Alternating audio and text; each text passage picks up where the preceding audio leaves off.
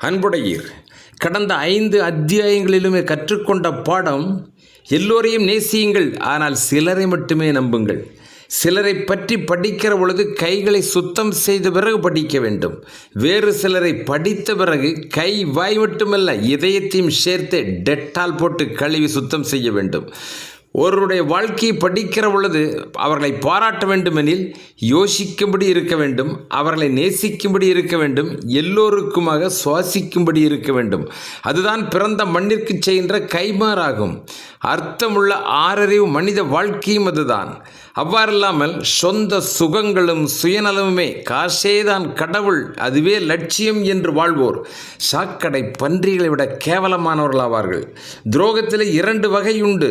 முதலாவது, விபத்திலே சிக்கி உயிரே போகின்ற நிலையிலும் மருத்துவத்திற்கு உதவியோர், இதயமே அடைத்து மூச்சே இறுதியாகும் தருவாயிலும் உடன் நின்று உதவியோர், சரியான நேரம் பொருள் தந்து மானம் காத்தவர்கள். இப்படிப்பட்ட தாராள குணமுடையவர்களை மறந்து விடுவது முதலாவது துரோகம். நன்றி மறந்த துரோகிகள் இவர்கள். 2வது வகை, நல்லது செய்தவர்களையே நெருக்கடி உதவியவர்களையே அழிக்க வேண்டும் என்று சதி செய்வது. இவர்களை எட்டப்பன் வாரிசுகள் என்போம். நமது அரசியல் பயணத்தில் இம்மாதிரியானவருடைய பங்கு நிறையவே உள்ளது. பாவம், ஒரு இளைஞன் தற்கொலையில் மாண்டான் என்பது பெற்றோருக்கு எவ்வளவு வருத்தமான செய்தி. ஆனால் சில சில்லறைத்தனமான அரசியல்வாதிகள் அரசியல் பழியை தீர்க்கும் பேராசையில் ஊராட்சி தலைவர், உறுப்பினர்கள் 15 பேர் சாவிற்கு காரணம் என்று பெருங்கதைகளை புனைந்து சிறையிலே அடைக்க சதி செய்தார்கள். உண்மை விசாரணையில் அம்பலமாகி அவமானத்தை சுமந்தார்கள். உயர்நிலைப் பள்ளியிலே ஐயன் திருவள்ளுவர் சிலையை அமைக்கின்ற பொழுது பொய்மை கடிதங்கள், பொறாமை கதைகள் அவிழ்த்துவிட்டவர்கள் அனைத்தும் அவர்கள் மூட்டிய பொறாமையால் நெருப்பிலேயே சாம்பலாயிற்று. கேஜி மருத்துவமனை அருகில் உழவர் சந்தை அமைக்கின்ற முயற்சிகள் நிறைவுறுகிற நிலையில் ஒருவருடைய துரோக கடிதம் அனுமதிக்கு தடையாயிற்று. பொதுமக்கள் நிதியிலே பொது கழிப்பிடம் அமைக்கின்ற பொழுதே தடுத்துவிட நினைத்தனுடைய எதிர்ப்பு கடிதங்கள் கள்ளிவரை காகிதங்கள் ஆன. ஒருவர் அரசியலிலே நேர்மையுடனும் பொது வாழ்க்கையிலே தூய்மையுடனும் சொந்த வாழ்விலே எளிமையுடனும் வாழ்வதே நாற்காலி நாயகர்களுக்கு சகித்து கொள்ள முடியாத செயலாகும். சின்னதோர் ஊராட்சியிலும் அவர்களுடைய கொடிய செயல்களை எதிர்கொண்டுதான் செயல்பட வேண்டியிருந்தது என்பது நம்முடைய அனுபவம். தேசிய அளவில் அவர்களது கொடிய விபரீத விளைவுகளையும் அதனால் விளைந்த ஈடு செய்ய முடியாத இழப்புகளையும் நம் பாரத நாடும் நிறையவே சந்தித்துள்ளது. உலகமே போற்றுகின்ற மகாத்மா காந்தியை கொன்ற கோட்சே, பறந்து பார் முழுவதும் பல பொதுக்கூட்டங்கள் நடத்தி சமாதான குரல் கொடுத்த முன்னாள் பாரத பிரதமர் இந்திரா காந்தியை மதவெறியர்கள் கொன்றார்கள். அயலான் தேசத்து தொழில்நுட்பங்களை நம் நாட்டிலேயே கொண்டு விஞ்ஞான புதுமைகளுக்கு வித்திட்ட ராஜீவ் காந்தியை கொன்றதும் இன வெறியர்கள்தான்.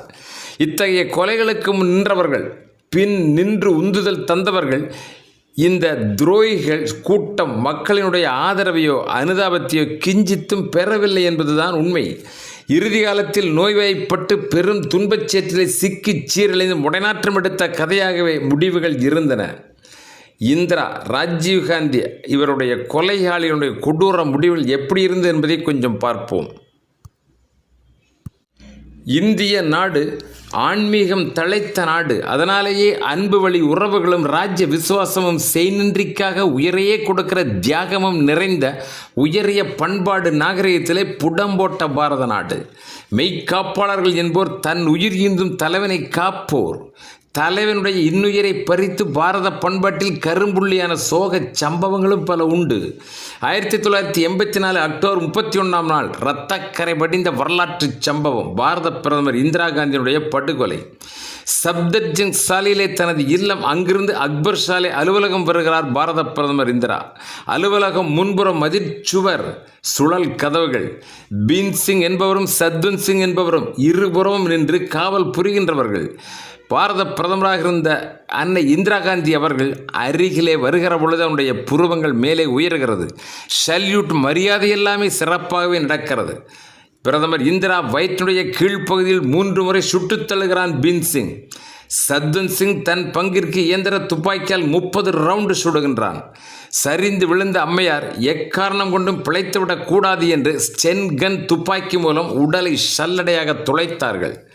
ஆயுதத்தை கீழே வீசிய பீத் சிங், வெற்றி வெற்றி, நான் நினைத்ததை செய்துவிட்டேன், வெற்றி வெற்றி, இனி என்ன நடந்தாலும் எனக்கு கவலை இல்லை என்று கத்தினான். இந்தோ திபெத்திய எல்லை காவல்படை 6 நிமிடங்களில் இருவரையும் கைது செய்தார்கள். திமிரி எழுந்தி திருப்பி சுட முயன்ற பீன் சிங் ஸ்தலத்திலேயே கொல்லப்பட்டான். சத்வந்த் சிங்கும் அவனுக்கு பின்புலத்தில் துணை நின்ற கேர் சிங் என்கின்ற இருவருக்கும் 1989 தூக்கு தண்டனை நிறைவேறியது. இதயத்தையே உரைய வைக்கின்ற இந்திய பிரதமருடைய படுகொலை உலகில் எங்குமே நிகழாதது.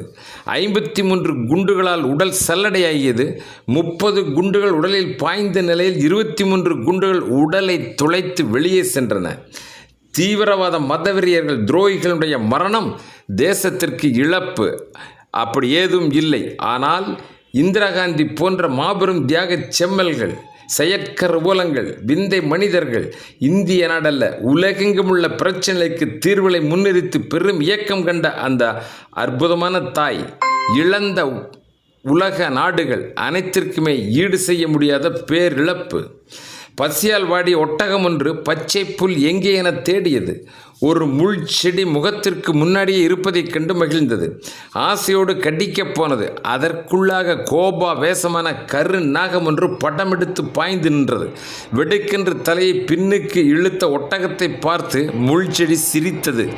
எனது வலிமையான முள் உன் முகத்தை கிழித்துவிடும், பயந்து போனாய் அல்லவா என்று கேலியாக சிரித்தது. இல்லை இல்லை, உன்னை ஒரே கடியில் மென்று விடுவேன், ஆனால் உன்னுள் படுத்திருக்கிற பாம்பு தீண்டினால் என் உயிர் போய்விடுமே என்றது ஒட்டகம். பசுமை தீனிக்குள்ளும் விஷப்பாம்பு படமெடுத்து நிற்பது போல நயமாக பேசி நட்பு கொள்வோரிலும் பயன் முழுவதும் கொள்ளை கொண்ட பின்பு கொடிய வெண்ணாகமாக மாறுவதை புரிந்து கொண்டால்தான் துரோகிகளிடமிருந்து நம்மை காத்து கொள்ள முடியும்.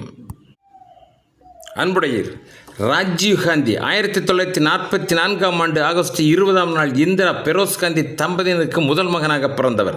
லண்டன், கேம்பிரிட்ஜ் பல்கலைக்கழகம், ஆக்ஸ்போர்டு சர்வகலாசாலையில் படித்தவர். உடன் பிறந்த சகோதரன் சஞ்சய் காந்தி விமான விபத்தில் உயிரிழந்த காரணத்தினால் அன்னையரினுடைய நிர்பந்தம் காரணமாக அரசியலுக்குள் நுழைந்தவர். கல்வி, கேள்வி, ஞானம் இயற்கையிலேயே ஏராளம். கட்டிடக் கலைகற்று வீடு கட்டுவதில்லை தூக்கணாங்குருவி, தூண்டிலை வைத்து மீன் பிடிப்பதில்லை கொக்கு, நடனம் கற்று தோகை விரிப்பதில்லை மயில்கள், அதிர்ஷ்டத்தை நம்பி நிலவிலை கால் வைக்கவில்லை மனிதன். தன்னம்பிக்கை அயராத உழைப்பு இல்லாமல் ஆட்சி இல்லை என்பதை தெளிவாக உணர்ந்திருந்தார் ராஜீவ்காந்தி அவர்கள். இந்திராவுடைய படுகொலைக்கு பிறகு பாரத பிரதமரான ராஜீவ்காந்தியினுடைய சாதனைகள் 1984 1989 என்கின்ற காலகட்டத்தில் இந்தியாவுடைய வளர்ச்சியில் பல மடங்கு இருந்தது. 21ஆம் நூற்றாண்டிற்கு அவர் புதிய வரவேற்பு கீதமிசைத்தார். இந்திய விவசாய மற்றும் தொழிற்துறைகளை எல்லாம் நவீனமயமாக்கினார். தகவல் தொழில்நுட்பத்தை வளர்த்தெடுத்து அனைத்து துறைகளையும் கணினிமயமாக்கினார். 18 வயதிலே வாக்குரிமை, உள்ளாட்சியிலே பெண்களுக்கு 33% இட ஒதுக்கீடு அத்தனையும் செய்து புதிய புரட்சிகாரன் சாதனை பிரதமர், ஓய்வறியாத உழைப்பாளி. இவரை படுகொலை நிகழ்த்திட ஒரு கூட்டம் சதிவலைகளை உருவாக்கியது. 1991 மே 2 மாலை 8:20 கிங் ஏர்வேஸ் விமானம் மூலம் ராஜீவ்காந்தி அவர்கள் சென்னை வந்தடைந்தார்கள். வாழப்பாடி ராமமூர்த்தியும் மரகதம் சந்திரசேகர் ஆகியோரும் பாதுகாப்பு அதிகாரிகளுடன் இரவு 10:10 ஸ்ரீபெரும்புதூர் மைதானம் சேர்ந்தார்கள். இந்திரா சிலைக்கு மாலை மரியாதை செலுத்திய பிறகு மேடையை நோக்கி மைதானத்திற்குள் நடந்து சென்றார்கள். இடையிலே கட்சிக்காரன் லதா கண்ணன் அவருடைய மகள் கோகிலா கவிதை வாசிக்க ராஜீவ்காந்தி பாராட்டினார்.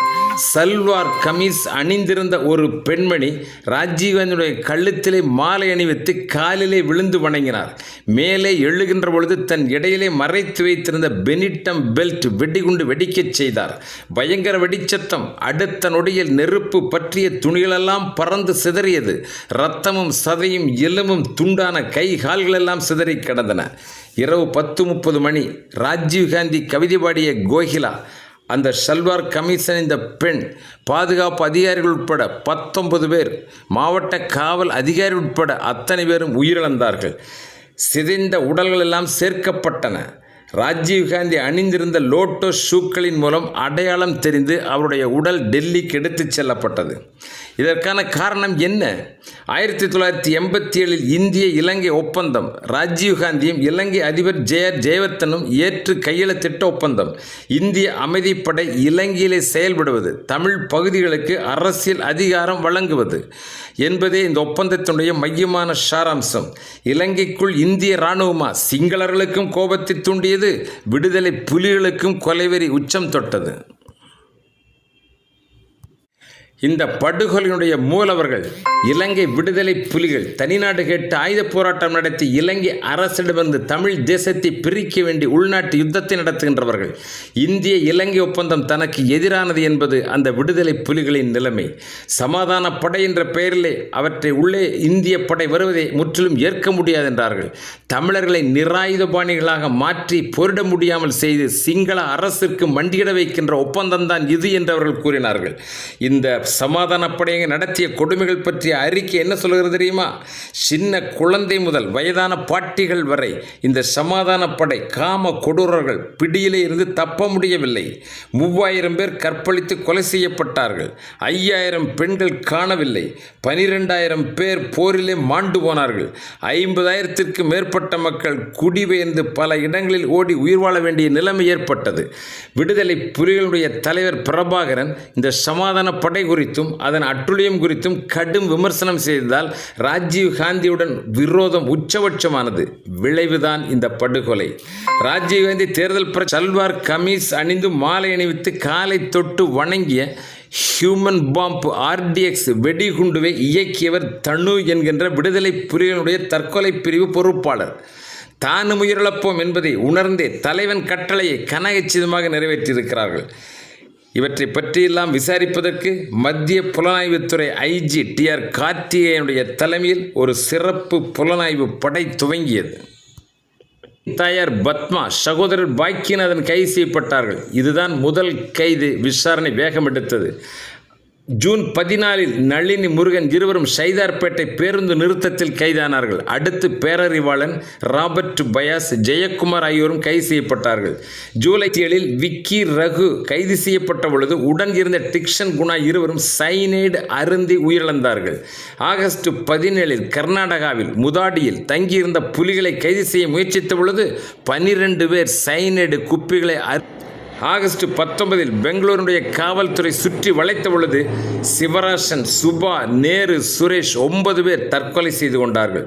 21 பேர் மீது குற்றவாளிகள் என்று அறிவித்த நீதிமன்றம் 26 பேருக்கு மரண தண்டனை விதித்து சிறப்பு நீதிமன்றம் தீர்ப்பு கூறியது. மேல்முறையீடு வழக்கால் உச்சநீதிமன்றம் நளினி முருகன், பேரறிவாளன் சாந்தன் ஆகிய 4 பேருக்கு மட்டுமே தூக்கு தண்டனை உறுதி செய்தது.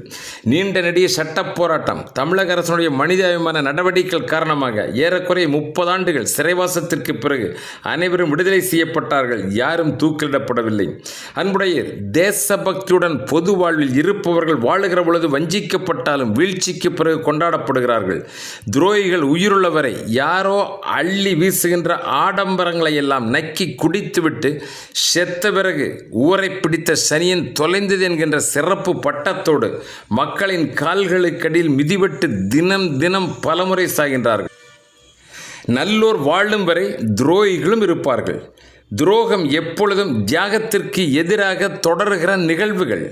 அது தலைமுறைகளையும் தாண்டி நீடித்து கொண்டுதான் இருக்கிற ஒரு மிகப்பெரிய வன்முறை.